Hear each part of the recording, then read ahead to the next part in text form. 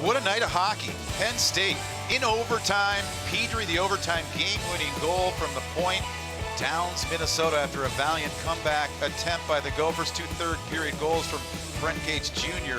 Not enough. Privileged enough to watch it with Ben Clymer. I'm Dan Kelly, and that was a great hockey game. Guy Godelski was left speechless after. He couldn't really tell you when the turning point of the game was. Well, I think the fact that he couldn't articulate what the turning point was would really speak to the resiliency within his locker room. Players taking accountability for maybe being asleep a little bit to start that game, or at least not on their game, establishing their game, and then really bouncing back after Minnesota started to turn the tide. That resiliency and that pride that the team played with, a huge step for this university. Yeah, both teams began to wake up when the second period began, especially the Nittany Lions.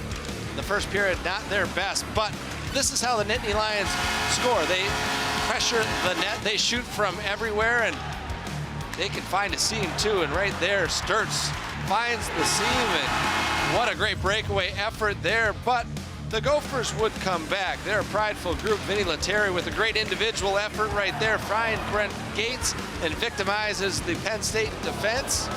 And it would continue. Another player who's had an outstanding year, Leon Bristead, brings it to the net. Brent Gates finds an opportunity there again. But the Rochester native, he was the story. Pedrie finds a lane right here, and the freshman stars against his home club.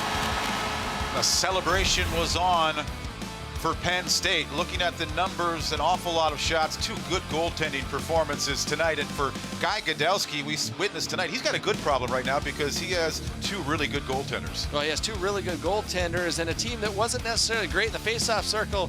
Does a great job tonight against one of the best face-off teams in all the land. Allows them puck control. That puck control can then transition. That transition allows them to create those offensive opportunities that they ultimately won the game with. So Minnesota, they failed to wreck the party on the road tonight inside Pagula Ice Arena. The 14th ranked Nittany Lions prevail in overtime.